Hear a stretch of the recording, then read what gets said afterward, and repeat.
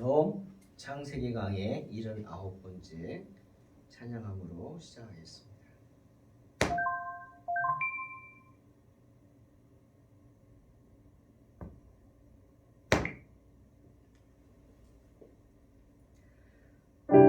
예수님 날 위해 죽으셨네. 왜 날 사랑하나. 겸손히 십자가 지시었네. 왜 날 사랑하나.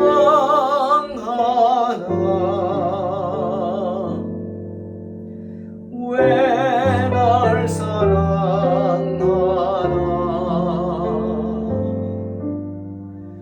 왜 날 사랑하나.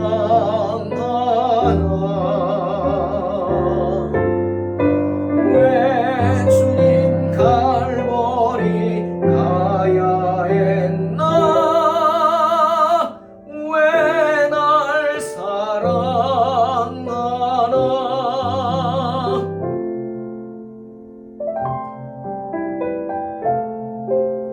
그 손과 발 날 위해 지키셨네.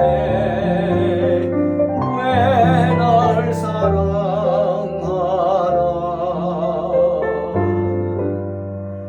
고난을 당하여 구원했네. 왜 날 사랑하나.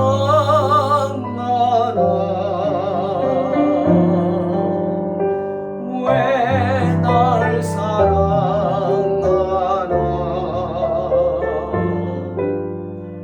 왜 날 사랑하나.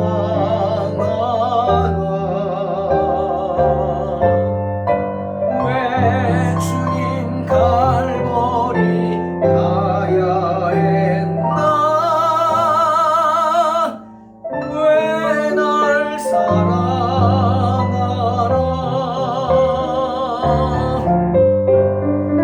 왜 날 사랑하나.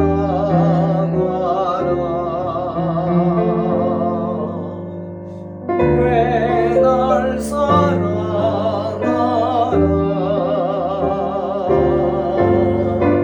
왜 주님 갈보리 가야 했나.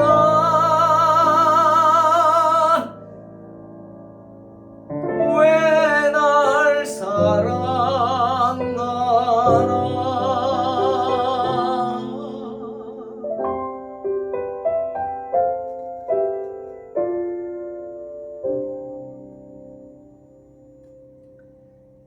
아멘. 창세기 16장 1절로 6절 말씀입니다. 공독합니다. 아브라함의 아내 사레는 출산하지 못하였고 그에게 한 여종이 있으니 애굽 사람이요 이름은 하갈이라. 사레가 아브라함에게 이르되 여호와께서 내 출산을 허락하지 아니하셨으니 원하건대 내 여종에게 들어가라. 내가 혹 그로 말미암아 자녀를 얻을까 하노라 하매 아브라함이 사레의 말을 들으니라. 아브라함의 아내 사레가 그 여종 애굽 사람 하갈을 데려다가 그 남편 아브라함에게 첩으로 준 때는 아브라함이 가나안 땅에 거주한 지 10년 후였더라. 아브라함이 하갈과 동침하였더니 하갈이 임신하매 그가 자기의 임신함을 알고 그의 여주인을 멸시한지라. 사레가 아브라함에게 이르되 내가 받는 모욕은 당신이 받아야 옳도다. 내가 나의 여종을 당신의 품에 두었거늘 그가 자기의 임신함을 알고 나를 멸시하니 당신과 나 사이에 여호와께서 판단하시기를 원하노라. 아브라함이 사레에게 이르되 당신의 여종은 당신의 수중에 있으니 당신의 눈에 좋을 대로 그에게 행하라 하매 사레가 하갈을 학대하였더니 하갈이 사레 앞에서 도망하였더라. 오늘 말씀을 통해서 저는 인생의 모습을 한번 생각해 보았습니다. 철학자 데카르트가 이런 말을 했죠. 나는 생각한다. 고로 나는 존재한다. 사람은 생각하는 존재라는 말입니다. 동물하고 다른 점이죠. 사람은 자신의 욕망을 절제할 수 있는 그런 동물입니다. 인간의 이성을 강조하는 말이죠. 그런데 사람들이 흔히 이렇게 말하죠. 사람은 생각하는 동물이다. 이 데카르트의 영향을 받았는지는 모르겠지만 사람들이 내린 결론이 뭡니까? 사람은 생각을 한다는 거예요. 그래도 그 결론은 동물이라는 겁니다. 동물.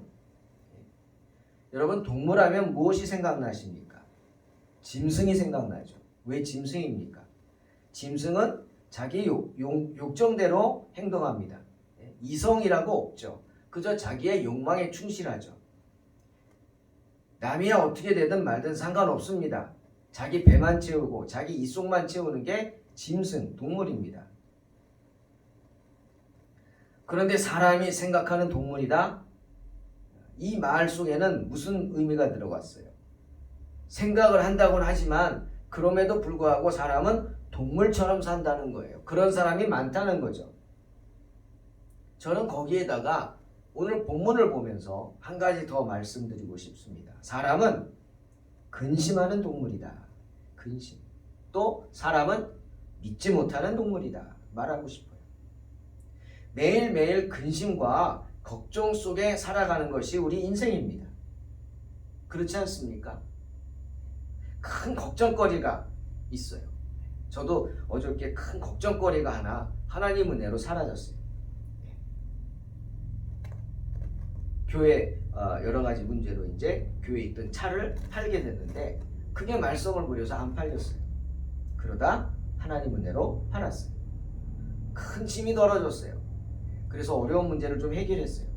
그럼 나아질 줄 알았더니 그것도 잠시예요. 바로 다음날 또 다른 큰 근심과 걱정이 저를 찾아와서 저를 괴롭힙니다. 큰 걱정거리가 사라지면 괜찮을 줄 알았더니 새로운 걱정거리가 생겨서 또 끙끙 앓는 거예요.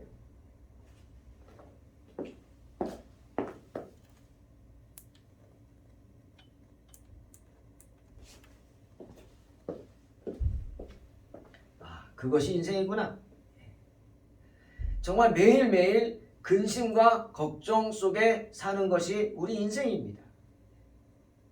그래서 주님이 요한복음 14장 1절에서 우리가 마침내 들어가게 될 천국에 대해 우리에게 말씀하실 때 제일 먼저 하신 말씀이 뭐냐? 요한복음 14장 1절이에요. 뭐죠? 너희는 마음에 근심하지 말라. 하나님을 믿으니 또 나를 믿으라. 우리 인생들이 얼마나 근심이 많으면 그렇게 말씀하시겠습니까? 왜 우리가 근심이 많을 수밖에 없어요? 이유는 있죠. 바로 마귀 사탄이 이 세상을 틀어지고 있기 때문이에요. 에베소서 2장 2절 말씀처럼 공중권세 잡은 자, 즉 이 세상은 공중권세 잡은 자, 마귀 사탄이 장난을 치는 세상입니다. 하나님이 만드신 아름다운 세상을 마귀 사탄이 흔들어 놓고 있는 세상이에요. 그래서 믿는 자들을 특히 유혹하겠죠. 힘들게 합니다. 그래서 힘든 거예요. 때문에 베드로전서 5장 8절에서 9절에서 뭐라 그랬어요? 근신하라 깨어라 너희 대적 마귀가 우는 사자같이 두루다니며 삼킬 자를 찾나니 너희는 믿음을 굳건하게 하여 그를 대적하라 말씀하는 겁니다. 그 다음에 뭐라 그랬어요? 이는 세상에 있는 너의 형제들도 동일한 고난을 당하는 줄 알미라. 베드로는 알았습니다. 인생 가운데 근심과 걱정거리가 많음을 알았어요. 그리고 우리 보고 잘 이겨내라고 합니다. 어떻게? 굳건하게 대적해야 한다고 말하고 있습니다. 그리고 또 하나 알 것은 그 고난이 나만 당하는 고난이 아니에요. 왜 나만 이런 고난을 겪냐고 하지 말란 말이에요. 왜? 그런 고난을 이미 그리고 앞으로도 과거에도 세상의 모든 사람들이 당하는 고난이기 때문입니다. 우리가 이 세상을 사는 한 당하는 고난들이죠. 그런데 그 고난당하는 이유가 베드로가 뭐라고 합니까? 바로 베드로전서 5장 7절에 말하죠. 너희 염려를 다 주께 맡겨라. 이는 그가 너희를 돌보심이라. 그 말 속에 뭐 있어요? 우리가 우리 염려를 주님께 맡기지 못하기 때문에, 우리가 주님의 돌보심을 믿지 못하기 때문에 어떻게? 근심하고 염려한다라고 하는 겁니다. 정말 그런 것 같습니다. 창피하죠. 믿음이 잇날아가면서도 믿지 못해서 두려워합니다. 왜? 의심하니까, 근심하니까, 걱정하니까, 염려하니까 그런 겁니다. 저는 생각해 봤어요. 왜 아브라함을 믿음의 조상이라 했을까? 예? 아브라함이 80이 다 됐어요. 아이가 없어요. 그런데 아내는 70의 할머니예요. 근데 뭘 자녀를 보겠어요? 할머니가 아이를 낳아요? 다 포기했어요. 그냥 내 종에게 물려주고 싶다. 그 뜻밖에 없어요. 근데 하나님이 그런 아브라함을 찾아오셔서 밤하늘의 별을 바라보게 하시고 뭐라고 그랬어요? 너의 후손이 이 별처럼 많아질 것이다. 그랬어요. 기가 막힌 말이죠. 네? 사라를 통해서 날 후손이. 사라가 할머니인데 어떻게 나요? 말도 안 되잖아요. 그런데 아브라함은 창세기 15장 6절 보니까 여호와를 믿으니 여호와께서 이를 그의 의로 여기셨다 분명히 말씀하십니다. 아브라함은 현실적으로는 불가능한 일이지만 그렇게 말씀하시는 주의 말씀을 믿었어요. 그리고 어떻게? 그 다음부터 그 자녀에 대한 염려와 근심을 주께 맡겨버립니다. 이게 믿음인 거더라고요. 이게 믿음이에요. 그런데 그렇게 주님께 모든 걸 맡겨놓은 아브라함을 들쑤셔 놓은 사람이 누구예요? 사례예요. 사례. 아니 어떻게 보면 마귀사탄이죠. 너희 대적 마귀가 우는 사자같이 두루다니며 삼킬 자를 찾는다며요. 마귀가 가만 놔두질 않아요. 그 문제를 다 이제 맡기고 하나님께 맡기고 근심과 걱정을 내려놓고 주님을 의지하는 그런 아브라함을 건드리지 못하니까 그 믿음을 보고 이제는 누굴 건드려요? 그의 아내를 건드려요.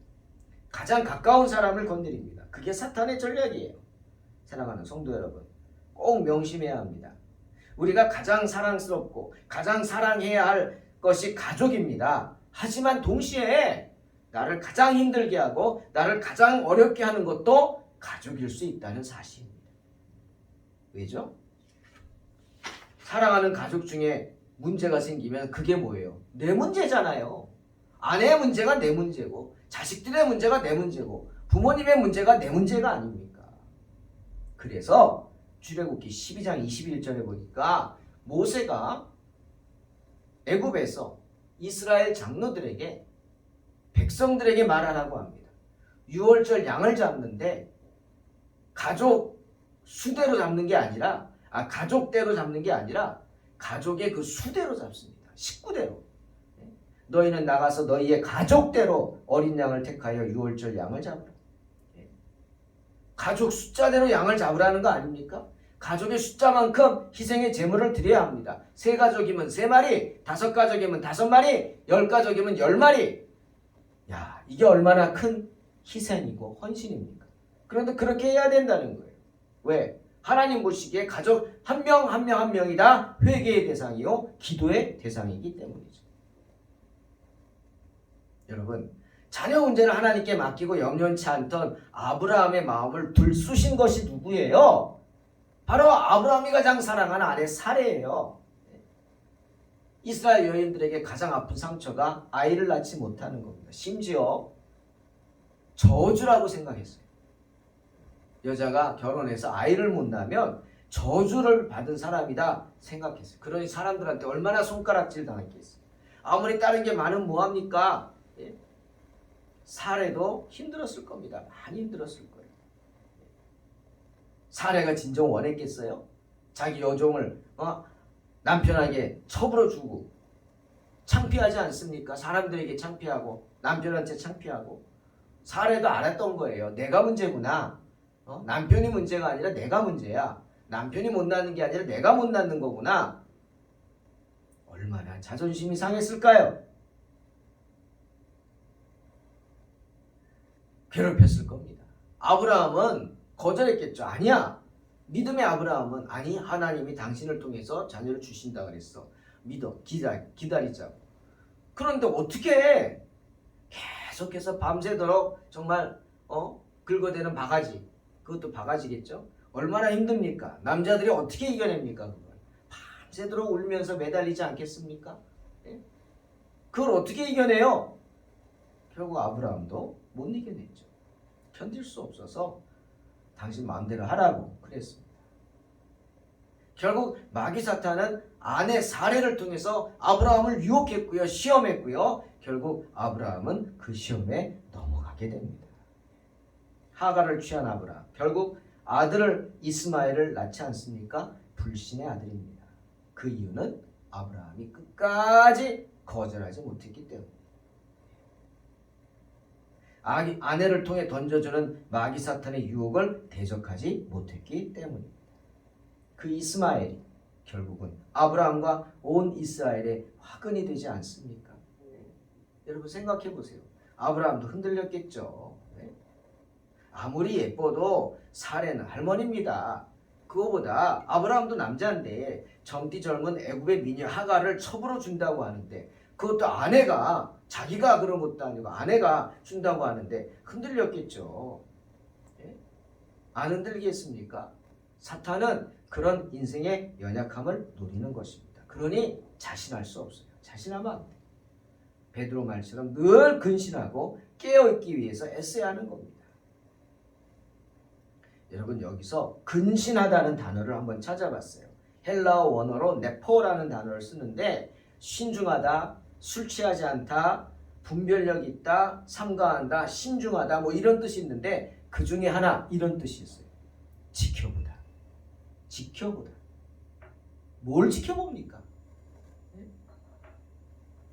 그런 짧은 유혹에 순간의 유혹에 흔들리지 말고 인내하면서 기다린다는 거예요. 그래서 하나님이 행하시는 일들을 지켜본다. 왜죠? 하나님이 약속하셨잖아요. 그 하나님의 약속은 변함이 없잖아요.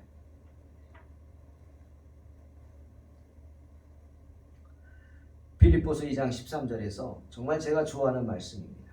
너희 안에서 행하시는 이는 하나님이시니 자기의 기쁘신 뜻을 위하여 너희에게 소원을 두고 행하게 하신다. 말씀하시죠. 우리 안에 소원을 두고 나에게 소원을 두고 있는 건 내가 아니란 말이에요. 내 소원은 작아요. 하지만 내 안에 소원을 두고 계신 분이 하나님이세요. 하나님이 내 안에 소원을 두고 그 소원을 이루기를 위해 애쓰고 계신단 말이에요. 그러니 기다려야죠. 기다려야 돼요. 그래서 제가 하는 말이죠. 제가 벌써 개척한 지 11년이 되고 12년째인데 난 아직 개척 시작도 안 했다. 뭐 이런 말 합니다. 왜? 아직 나는 하나님이 원하시는 것을 해야 한다. 그런 마음, 소망 속에 살기 때문에 하나님의 소원이 아직 이루어지지 않았어. 내가 더 애쓰고 힘써서 하나님의 소원을 이룰 수 있도록 준비돼야 돼. 그런 마음으로 난 아직 개척 시작 중이다. 아직도 시작하고 있다. 이런 표현을 씁니다. 여러분 결국 일이 터지지 않습니까? 사례와 하갈이 싸웁니다. 갈등합니다. 여러분 하나님이 기뻐하지 않는 일은요 언제나 잘못될 수밖에 없습니다. 하나님이 기뻐하지 않는 일을 하면 나를 하여금 죄를 짓게 하고 나에게 많은 근심과 걱정을 가져오게 합니다. 순간의 쾌락이 평생의 고통을 가져올 수 있다는 거예요. 나만 잘못되는 게 아니라 가정에도 문제를 일으키죠. 하갈과의 짧은 쾌락, 그 결과물 이스마엘이 아브라함은 물론 그 후손들에게 평생의 고통으로 다가오지 않습니까? 하갈을 보십시오. 여종이 자기가 임신한 것을 알고는 사례에게 교만하게 굽니다. 자기가 주인인 것처럼 행사합니다. 참 교만하고 어리석죠. 예? 감사하지는 못할 망정. 그리고 자신의 초래한 그런 모습, 자기가 초래한 거 아닙니까? 사례가 하갈은 자기가 원해서 얘기한 거 아니에요. 근데 그걸 누구 탓해요? 당신 때문이다. 아브라함의 탓을 하는 어리석은 사례의 모습을 보십시오. 어리석죠. 그러고 원망하죠. 하나님께 분을 품습니다. 정말 어리석죠. 또 아브라함은 얼마나 힘들겠어요. 아무리 그래도 하갈이 자기의 아이를 가졌어요. 여러분, 아이가 없다가 아이가 생겼대요. 얼마나 기쁘겠어요. 예? 그 기쁨은 얼마나 표현을 못하겠죠. 그런데 그 하갈을 괴롭히고 쫓아내려고 합니다. 싸웁니다. 아브라함의 마음이 얼마나 힘들었겠습니까. 여러분, 결국은요 이런 생각합니다. 죄의 도구가 근심의 도구가 되는 거예요. 나로 죄짓게 한 것이 당연한 얘기 같죠? 근심거리가 되는 겁니다. 여러분의 근심거리가 되는 게 있습니까? 한 번 더 깊이 생각해 보십시오. 여러분의 죄의 도구일 수도 있다는 말입니다. 결국 견디다 못한 아브라함이 마음대로 하라고 사레가 하갈을 괴롭히니까 하갈이 도망가지 않습니까? 쫓아내는 겁니다. 사랑하는 성도 여러분, 나와 가장 가깝고 내가 가장 사랑하는 사람들을 통해서 나를 시험하는 게 바로 사탄의 책략입니다. 하나님을 믿지 못하고 맡기지 못하기 때문에 내가 근심하고 걱정하는 것이고 유혹에 넘어가 시험에 빠지는 것입니다. 그러니 인생 가운데 꾀부리지 마시기 바랍니다. 내 생각이 아닌 사람의 생각 하지 마십시오. 내 생각도 말고 사람의 생각도 말고 오직 하나님의 생각을 따르시기를 주님의 이름으로 축원합니다. 교만함을 버리십시오. 나를 향한 하나님의 그 놀라운 계획을 깨달아 안다면 인내할 수 있습니다. 날마다 그 하나님의 계획을 기뻐하는 삶을 사시기 바랍니다. 한 걸음 한 걸음 순종하며 나아갈 때 주님은 여러분에게 소원을 두고 계시고 그 놀라운 소원을 반드시 놀랍도록 결과로 축복해 주실 줄로 믿습니다. 믿음으로 승리하시기를 주의 이름으로 축원합니다. 기도하겠습니다. 하나님 아버지, 어리석은 저희들 불쌍히 여겨주시고 언제나 하나님의 사랑 가운데 거하게 하여 주시옵소서. 주님을 의지합니다. 주님을 바라봅니다.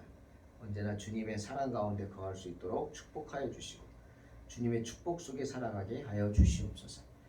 하나님, 생각해야 할 이상의 생각을 하지 말게 하시며 오직 주의 뜻을 생각하게 하시고 근심과 걱정, 염려를 주의 말씀처럼 하나님을 믿음으로 주님께 맡김으로 모두 벗어버리고 하루하루 승리하는 삶을 살게 하여 주시옵소서. 예수님의 이름으로 기도하옵나이다.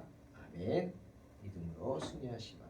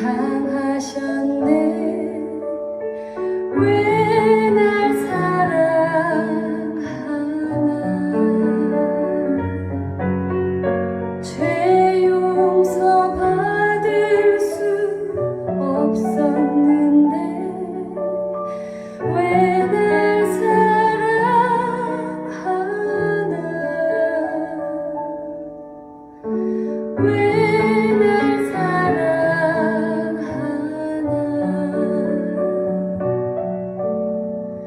왜 날 사랑하나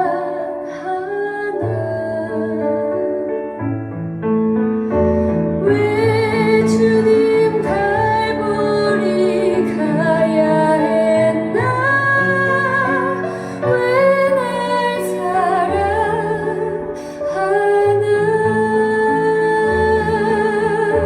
왜 날 사랑하나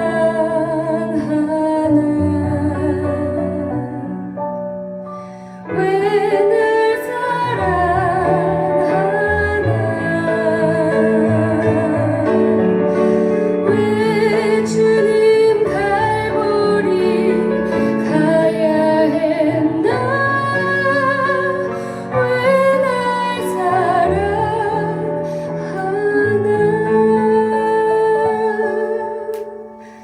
왜 주님 갈보리 가야 했나